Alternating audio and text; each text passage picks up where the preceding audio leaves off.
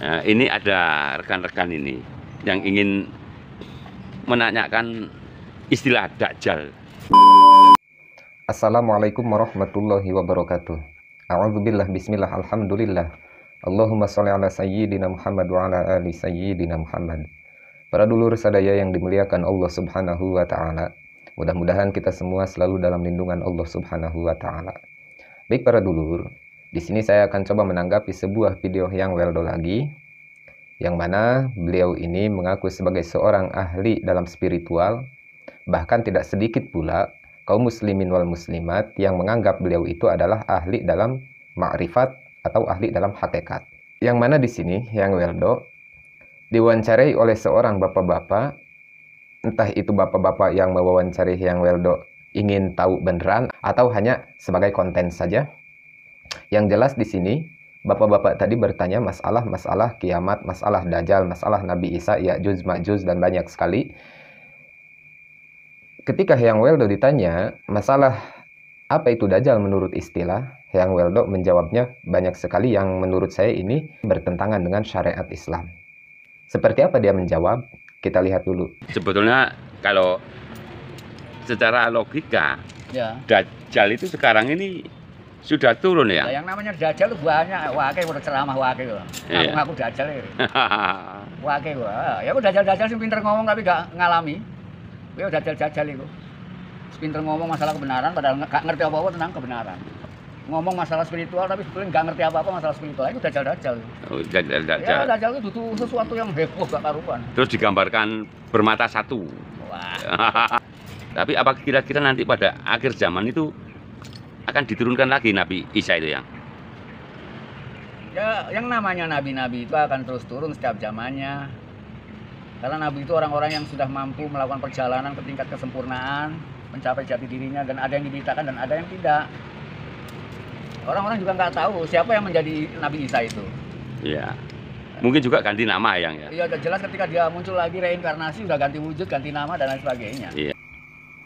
Dajjal memang akan turun di akhir zaman para dulur. Dajjal nanti akan menebar fitnah di setiap pelosok daerah di bumi ini. Dan tidak sedikit pula orang yang akan mengikuti Dajjal karena kena dengan fitnah Dajjal. Itu sebabnya kita diajarkan oleh baginda Rasulullah Shallallahu Alaihi Wasallam, yang mana kalau kita sholat di tasyahud terakhir kita diharuskan membaca doa fitnah Dajjal. Artinya apa? Artinya baginda Rasulullah Shallallahu Alaihi Wasallam mengkhawatirkan umatnya yang ada di akhir zaman, takut umatnya itu nanti akan terjerumus, terbujuk rayu, tertipu oleh fitnah Dajjal. Dan Nabi Isa pun akan turun nanti di akhir zaman, akan turun lagi. Tapi si Yang Weldo ini berkata bahwa Nabi Isa itu ya memang akan turun. Cuman kita tidak tahu, karena Nabi Isa itu nanti ketika keluar, dia nanti bereinkarnasi katanya. Bereinkarnasi, entah itu Nabi Isa nanti ganti nama lah, apalah, tidak ada yang tahu lah. Itu kan narasi seperti itu, bukan karakter orang Islam. Kalau orang Islam itu tidak memakai istilah reinkarnasi, tidak meyakini sistem reinkarnasi, itu umat Islam. Karena apa? Yang ada sistem reinkarnasi itu keyakinan agama lain, contohnya agama Hindu. Agama Hindu meyakini itu, sebahagian agama Hindu, orang yang beragama Hindu meyakini bahwa adanya sistem reinkarnasi. Sedangkan di Islam, kita tidak meyakini itu. Istilah kiamat aja banyak orang yang nggak ngerti. Istilah Idul Fitri aja banyak yang nggak ngerti. Iya.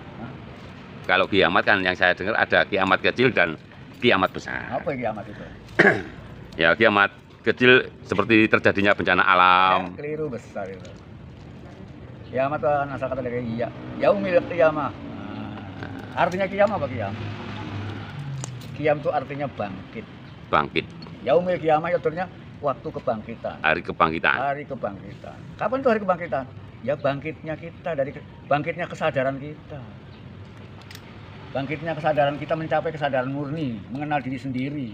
Nah, orang-orang yang sudah mampu mencapai kebangkitan inilah yang disebut dengan yaumil qiyamah, mencapai kiamat.